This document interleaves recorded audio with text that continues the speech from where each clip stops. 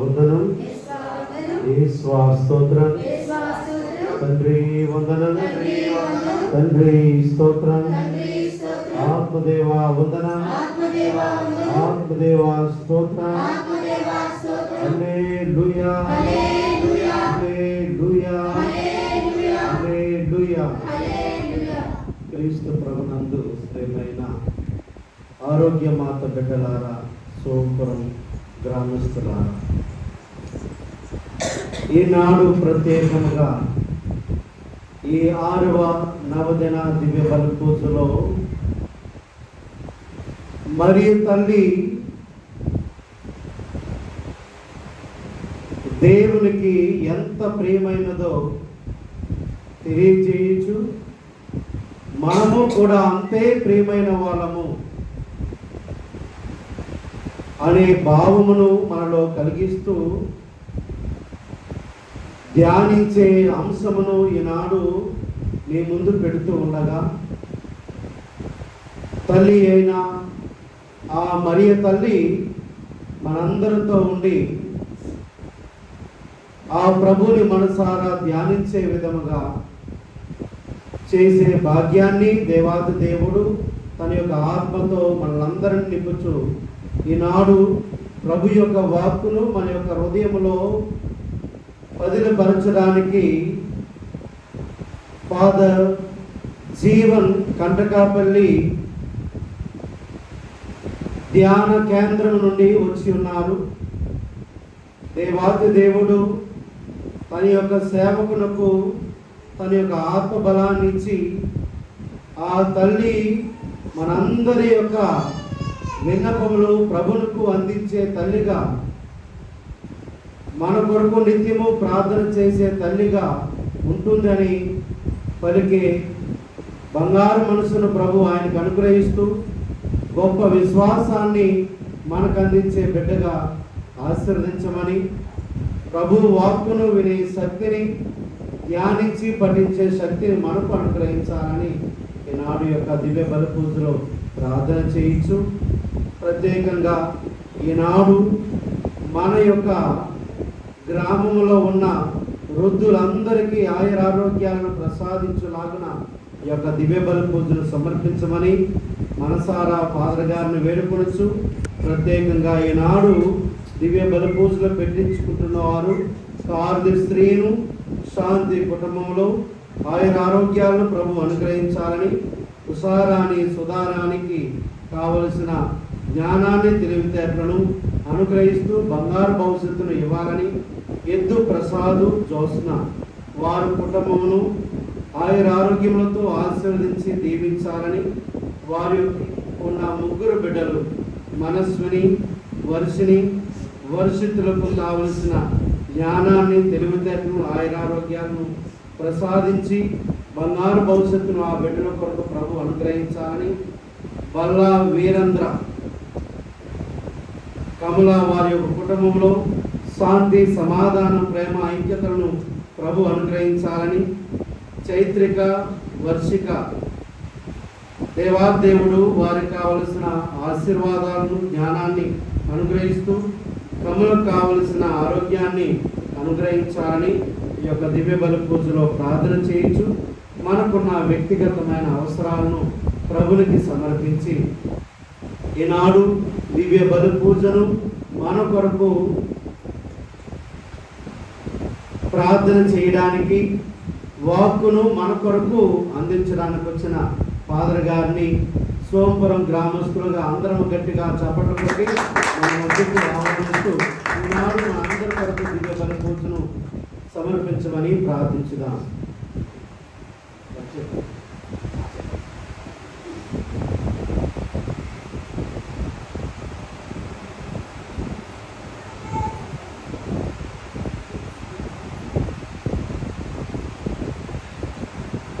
పితా పుత్ర పవిత్రాత్మ నామమునా ప్రభువైన యేసుక్రీస్తు కృప, సర్వేశ్వరుని ప్రేమ, పవిత్రాత్మ సహవాసము మీ అందరితో ఉండునుగాక.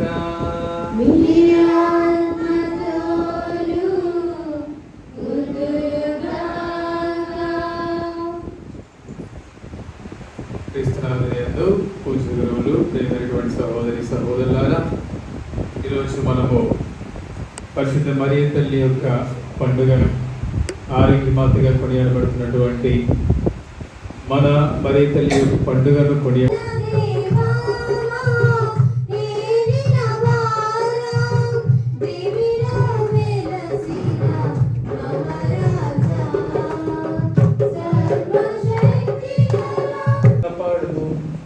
పరిశుద్ధ దేవమాతను స్మరించుకొనుచున్న మేము ఆ తల్లి విజ్ఞాపన ప్రార్థన సహాయమున మా పాపములను అధిగమింపగలిగినట్లు కృప చూపుము.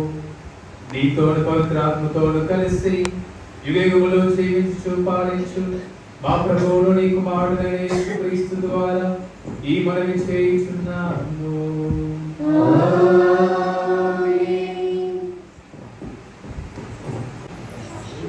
పునీత పౌలు గారు కొరింథీ సంఘానికి రాసిన మొదటి లేఖ 11వ అధ్యాయము 17వ వచనం నుండి 26వ వచనం వరకు మరియు 33వ వచనము.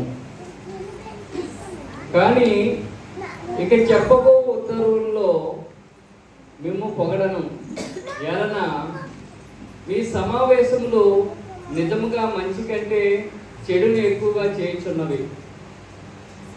మొదటి విషయం ఏమనగా, మీరు దైవ సంఘముగా సమావేశమైనప్పుడు మీలో విరుద్ధ వర్గములో ఉన్నవని వినుచున్నాను. ఇది కొంతవరకు నిజమే అని నేను నమ్ముచున్నాను. సన్మార్గంలో ఉన్నవారు స్పష్టంగా గుర్తింపబడినట్లు మీలో వర్గములు ఉండి తీరవలెను. మీరు సమావేశమైనప్పుడు మీరు తినది ప్రభు భోజనం కాదు. ఎవరైనా మీరు తిన్నప్పుడు మీ ఇష్టానుసారం తినుదురు. మీతో ఉండునుగాక.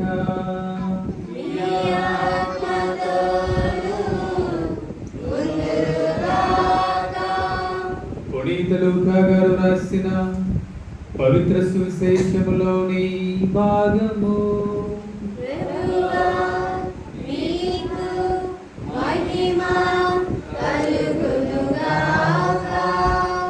ఏడవ అధ్యాయము 1 నుండి 10 వచనములు.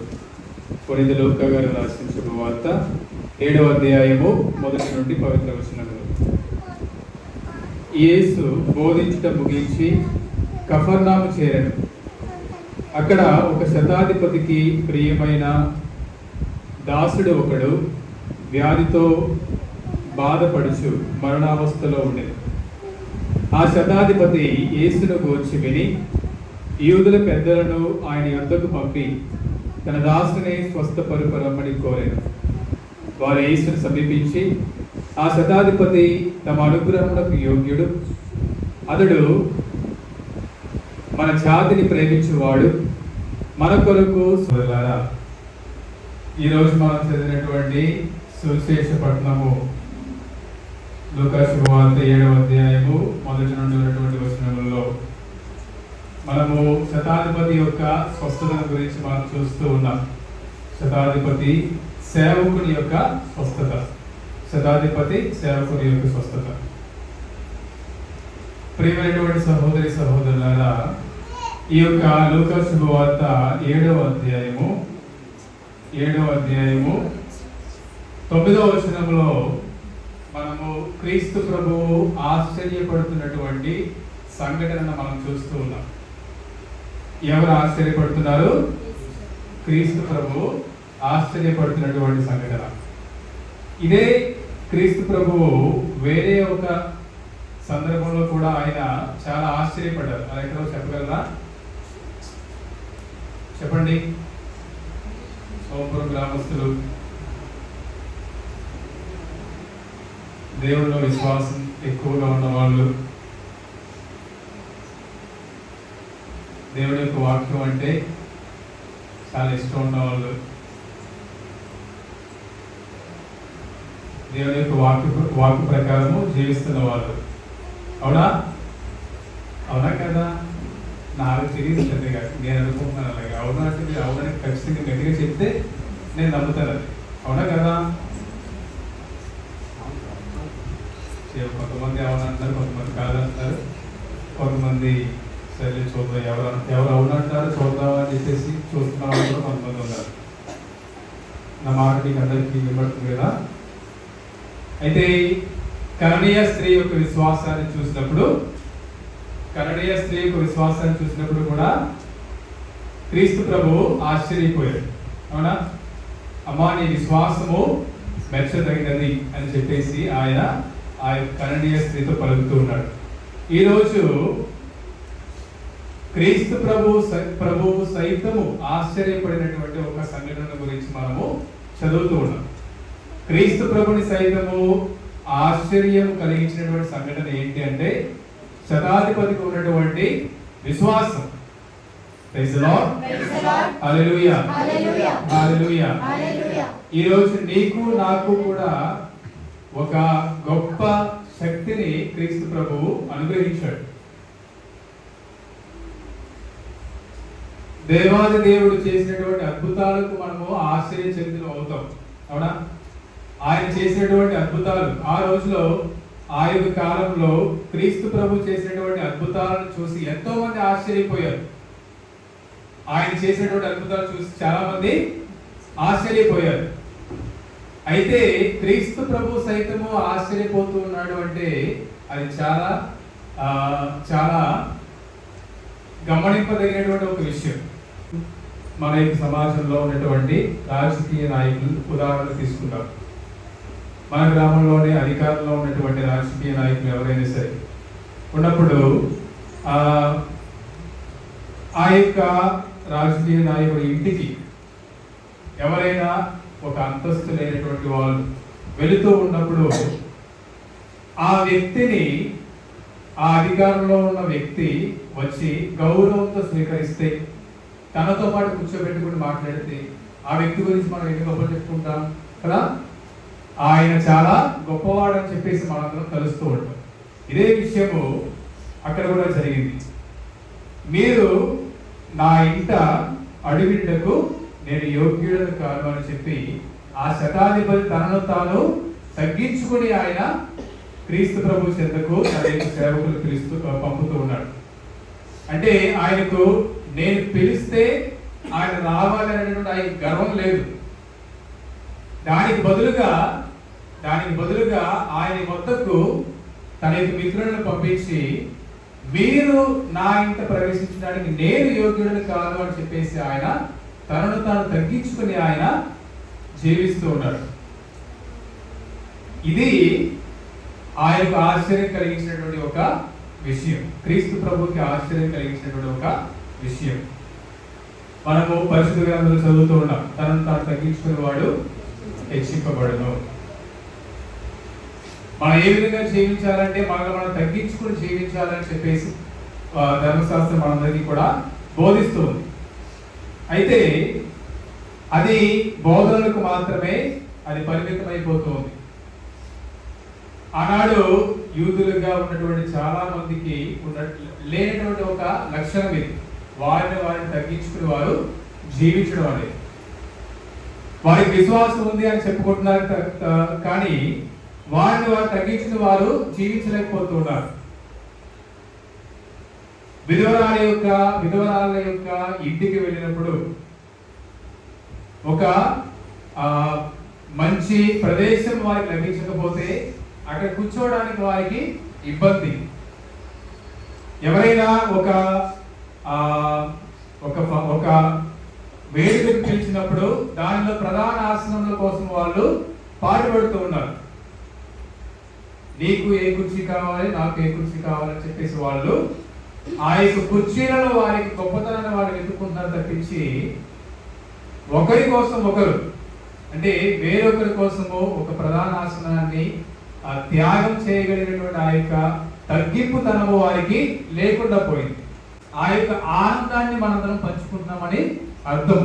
తల్లి యొక్క పండుగను మనము ఘనంగా కొనియాడుతున్నామంటే ఆ యొక్క పండుగను ఘనంగా కొనియాడడానికి మనకు చేతనైనటువంటి సహాయాన్ని, మనకు చేతనైనటువంటి ఆ యొక్క శ్రమలు దానిలో మనం ఉంచి ఒకే కుటుంబముగా మనము ఆనందిస్తూ ఉన్నాము అనడానికి.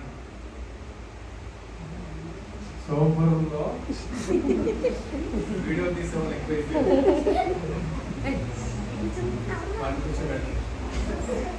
Praise the lord. Praise the Lord. Hallelujah. Hallelujah. యేసు వందనం, యేసు వందనం. యేసు స్తోత్రం, యేసు స్తోత్రం. యేసు ఆరాధన. యేసు ఆరాధన. ప్రియమైనటువంటి సహోదరి సహోదరులారా, కొరింథీ ప్రజలు చెప్తూ ఉన్నారు, ప్రభు భోజనం సమయంలో, అంటే ఈ యొక్క పరిశుద్ధ దివ్య బలి పూజ ఈ రోజు మనం జరుపుకుంటూ ఉన్నాం. ఇదే విధంగా ఆనాటి కాలంలో కూడా ప్రభువు కడరాత్రి భోజనాన్ని వాళ్ళు స్మరించుకుంటూ ఉన్నారు. అయితే స్మరించుకుంటూ ఉన్నప్పుడు వారు ఏ విధంగా జీవిస్తున్నారు? ఆ యొక్క భోజన సమయంలో కొందరికి అమితంగా భోజనం లభిస్తుంది, కొందరికి అసలు భోజనమే లభించడం లేదు.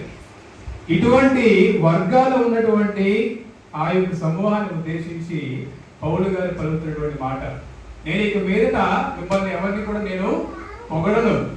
ఎందుకంటే మీరు దేవుని పేరు చెప్పుకుని దేవుని యొక్క భోజనానికి మీరు వచ్చి మీరు ఏ విధంగా జీవిస్తున్నారు?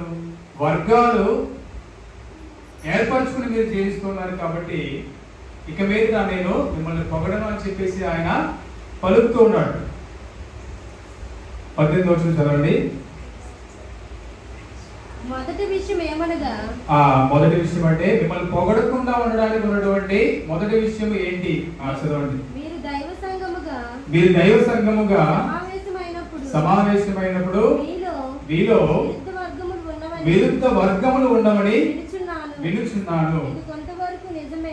ఇది కొంతవరకు నిజమే. 20వ వచనం నుండి, మీరు సమావేశమైనప్పుడు మీరు తినునది ప్రభు భోజనము కాదు. మీరు సమావేశమైనప్పుడు మీరు తినునది ప్రభు భోజనము కాదు. ఎందుకు ప్రభు భోజనం కాదు? వారు సమావేశమైనది ప్రభు భోజనము పేరిట. మనం సమావేశమైనది ఎవరి పేరిట? ఇప్పుడు ఎవరి పేరిట? ప్రభు భోజనము పేరిట. ఇదేంటి? దివ్యబలి పూజ, ప్రభుని యొక్క భోజనం. ఈ ప్రభు భోజనానికి అనర్హులుగా మనం ఉన్నామంటే దానికి కారణం ఏంటో ఈ యొక్క వచనం నుండి మనకి అర్థమవుతుంది. చదవండి. ఏలైనా మీరు తినప్పుడు ఎవరి త్రోవను వారు తినుచున్నారు. అది అలా ఉందమ్మా. మీ ఇష్టానుసారము తినుచుందురు. కొందరు ఇంకను ఆకలితోనే ఉండగా కొందరు త్రాగి తోలుచుందురు. తినుటకును త్రాగుటకును మీరు దేవుని సంఘమును తృణీకరించి అవసరంలో ఉన్న వ్యక్తులను అవమానించురా. Praise the Lord. హల్లెలూయా. యేసువా వందనం, యేసువా స్తోత్రం, యేసువా ఆరాధన. ఏం చేస్తున్నారు వాళ్ళు? భోజనం చేసినప్పుడు మీరు మీ ఇష్టానుసారముగా తింటూ ఉన్నారు. కొందరు ఇంకనూ ఆకలితోనే ఉండగా కొందరు త్రాగి తోలుచున్నారు. ముఖ్యముగా ప్రభు రొట్టెని ఎవడైనా తినినా లేక పాత్ర నుండి త్రాగినను అతడు ప్రభు శరీరమునకు రక్తమునకు వ్యతిరేకముగా పానము చేయించున్నాడు. యేసువా వందనం, యేసువా స్తోత్రం, యేసువా ఆరాధన. తండ్రి వందనం, తండ్రి స్తోత్రం, తండ్రి ఆరాధన.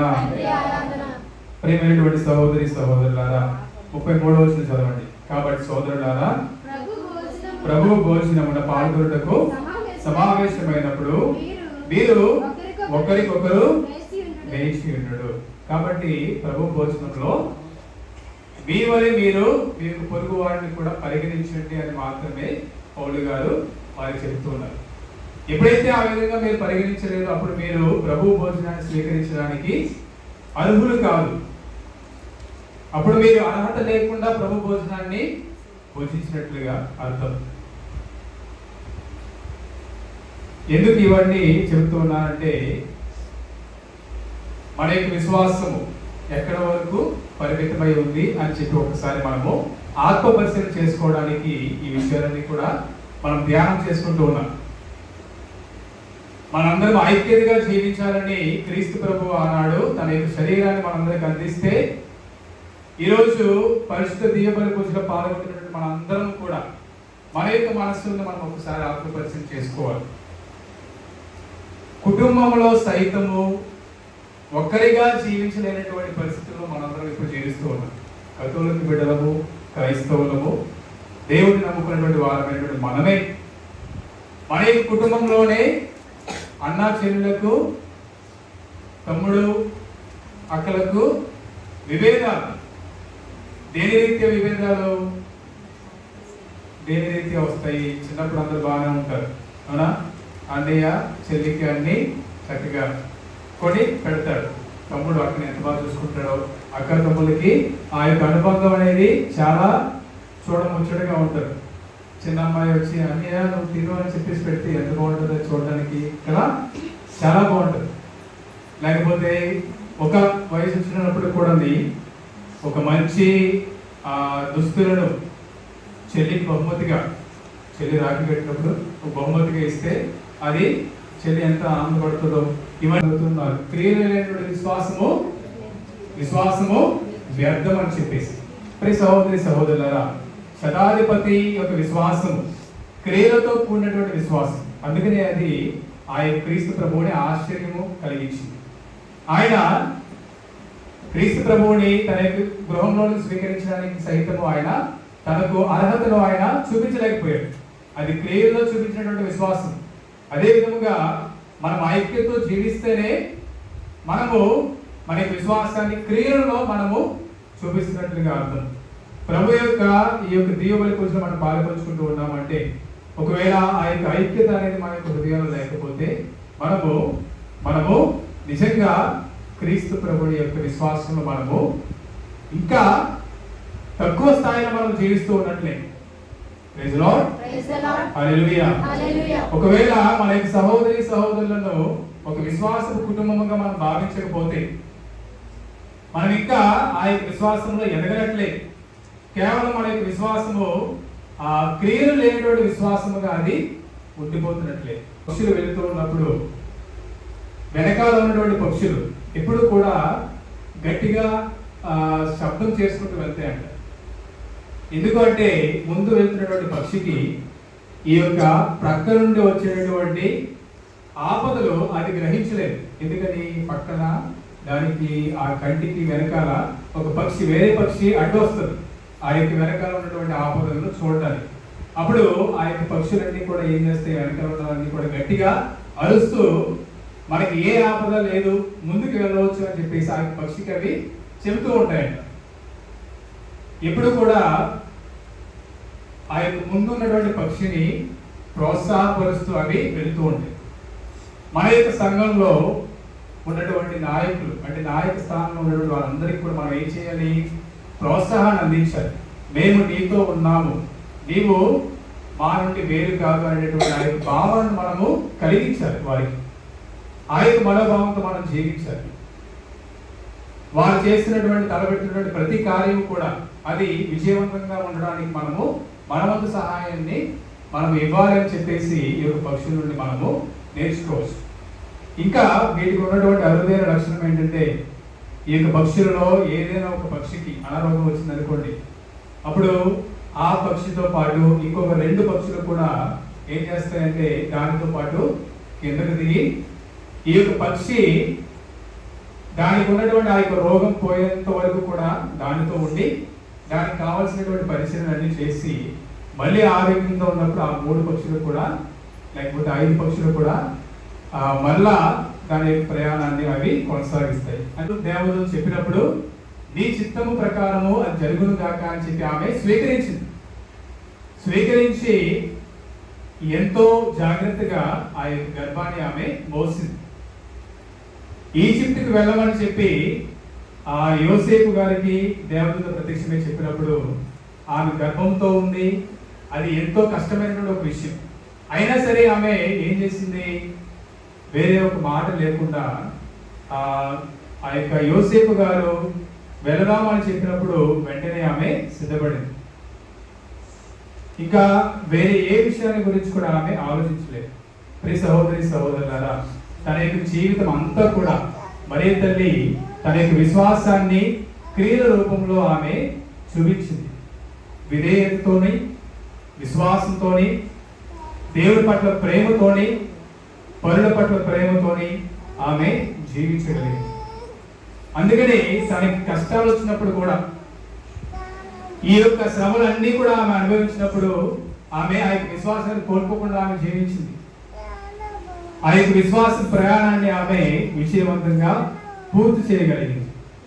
ప్రియమైనటువంటి సహోదరి సహోదరులారా, అందుకని ఆమె తన యొక్క జీవితంలో ఎప్పుడు కూడా ఆ యొక్క దేవాది దేవుణ్ణి ఎప్పుడు ఆమె స్తుతిస్తూ గణపరుస్తూ వచ్చింది. ఒక తాతగారికి సంబంధించినటువంటి ఒక సాక్ష్యం. ఆయన క్యాన్సర్ వ్యాధితో బాధపడుతున్నటువంటి ఒక వ్యక్తి. ఎన్నో ఆసుపత్రులు, ఎన్నో దేవాలయాలు, ఎన్నో గుళ్ళు, పుణ్యక్షేత్రాలు ఆయన తిరిగినా సరే తనకు దాని నుండి ఆయనకు స్వస్థత రాలేదు. అయితే ఈ యొక్క నెల్లూరు ఆయన ఉంటున్నటువంటి ఆ గ్రామము వేలంగిని మాతకు దగ్గరగా ఉన్నటువంటి ఒక గ్రామం. చెన్నైకి దగ్గరగా ఉన్నటువంటి ఒక గ్రామం. ఈ విధంగా ఆయన అనేక విషయాలు అందరినీ అడుగుతూ ఉన్నప్పుడు ఎవరో ఒకరు ఆయనతో చెప్పినటువంటి ఒక విషయం ఏంటంటే, వేలంగిని వెళితే నీకు స్వస్థత లభిస్తుందని చెప్పారు. అప్పుడు ఎలాగో ఉన్నటువంటి అన్ని అవకాశాలను ఆయన ఉపయోగించాడు. అప్పుడు ఆ స్వస్థత ఆయనకు దొరకలేదు. ఇంకా చివరి యొక్క అవకాశంగా నేను వేలంగిని వెళ్తానని చెప్పేసి ఆయన నిర్ణయించుకుని తన యొక్క కుటుంబ సభ్యులతో ఈ విషయం చెప్పినప్పుడు వారు అంతగా ఆయనకు ఏం చేయలేదు, అంతగా ప్రోత్సాహం ఇవ్వలేదు. అయినా సరే ఆ యొక్క చేతి కర్రతోనే కష్టపడి ఏదో విధంగా ట్రైనింగ్కి దిగి నడుచుకుంటూ ఆయన వేలంగిని వెళ్ళిపోయాడు. వెళ్ళిన తర్వాత ఆయన వెళ్ళి వేలంగిని మాత దగ్గర తనకు కావలసినటువంటి ఆ యొక్క స్వస్థత కోసం ఆయన ప్రార్థన చేశాడు. మళ్ళీ తిరిగి వచ్చిన తర్వాత ఒక వారం గడిచిన తర్వాత ఆసుపత్రికి వెళ్ళినప్పుడు తన యొక్క రిపోర్ట్లో ఏమొచ్చింది, ఆ యొక్క క్యాన్సర్ లేదు అనేటువంటి ఆ యొక్క విషయము ఆయనకు అర్థమైంది. ఆ రిపోర్టు తనకు క్యాన్సర్ లేదు అని చెప్పవచ్చు. ఎప్పుడు వెళ్తున్నటువంటి ఆసుపత్రి ఆ యొక్క వైద్యులు సైతము ఆశ్చర్యపోయినటువంటి ఒక విషయం. ఇప్పుడు ఆయన దగ్గరికి వెళ్ళి మరే తల్లిని నువ్వు గౌరవించవలసిన అవసరం లేదు అని చెప్పారు అనుకోండి, ఆయన ఏం చేస్తాడు చెప్పండి ఏం చేయొచ్చు ఆయనకు కలిగినటువంటి స్వస్థత ఆయన యొక్క అనుభవం, విశ్వాసం యొక్క అనుభవం. అప్పుడు ఒకవేళ ఆ విధంగా ఎవరైనా చెప్పారు అనుకోండి, వెంటనే ఏం చేస్తాడు, ఆయన చేతిలో ఉన్నటువంటి కర్రను తిప్పి గట్టిగా ఊడేస్తాడు. ఎందుకు అంటే అది ఆయన జీవితంలో జరిగినటువంటి అద్భుతం. అది ఇంక ఎవరు విశ్వసించకపోయినా సరే అది ఆయనకు జరిగినటువంటి అద్భుతం కాబట్టి ఆయనకు విశ్వాసం దృఢమైనది. గట్టిగా పవిత్రుడవు, సర్వ పవిత్రతకు నీవే కనుక నీ పవిత్ర ఆత్మ ద్వారా ఈ కానుకలను పరిశుద్ధపరిచి ప్రతిపాదించున్నాము. ఈ విధమున ఇది మా కొరకు మా ప్రభువు అయిన యేసుక్రీస్తు శరీర రక్తములు అగునుగాక.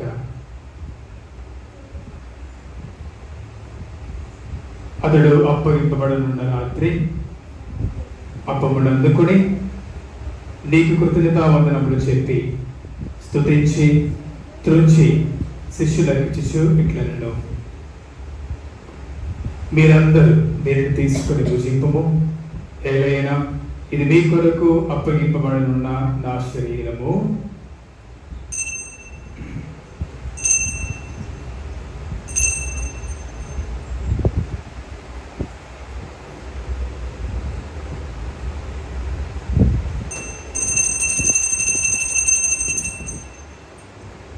ఆ విధముగానే భోజనానంతరము పాత్రమును అందుకుని మళ్ళా నీకు కృతజ్ఞతావందనములు చెప్పి స్తుతించి శిష్యులకు ఇచ్చుచు ఇట్లనెను,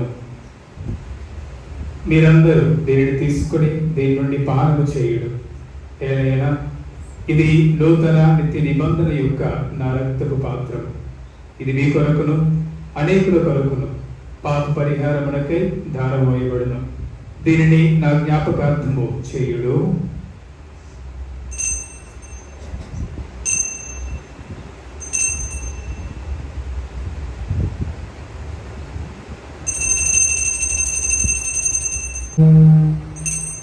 క్రీస్తు క్రీస్తుతో క్రీస్తునందు సర్వశక్తిగల పితైన సర్వేశ్వర పవిత్రాత్మతో ఏకమయుండు నీకు యుగ గౌరవ మహిమలు కలుగునుగాక.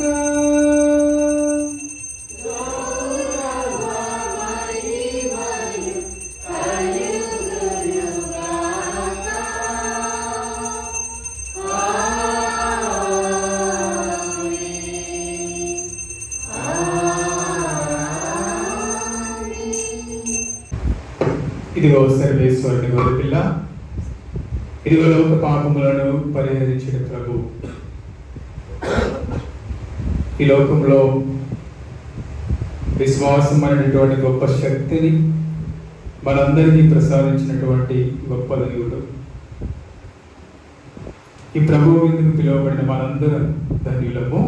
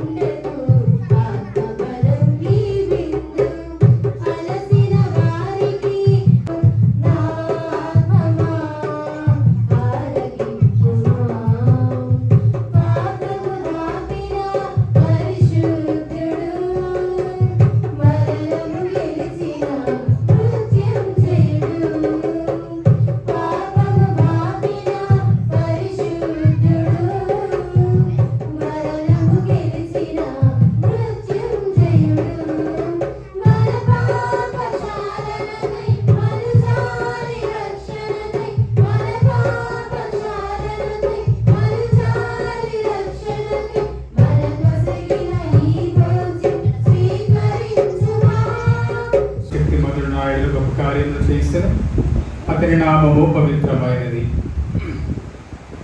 ప్రార్థించుదము. ఓ ప్రభువా, నీ కుమారుని తల్లి అయిన మరియమాతను స్మరించుకొని ఈ రోజున మేము నీ అనుగ్రహంతో నింపబడి ఆనందించుగాక. మా ప్రభువు అయిన క్రీస్తు ద్వారా ఈ మనవి చేయించున్నాము.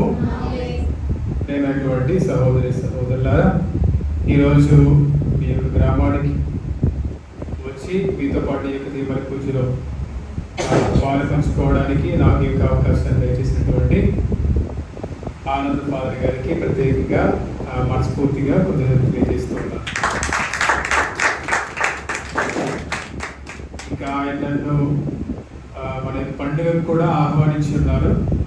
కానీ ఆ రోజున ఒకవేళ రాకపోవచ్చు, రావాలనే కోరిక ఉంది. కానీ ఏదో ఒక అంతరాయంలో ఒకవేళ రాకపోతే ముందుగానే మీకు పండుగ శుభాకాంక్షలు తెలియజేస్తూ ఉన్నాను.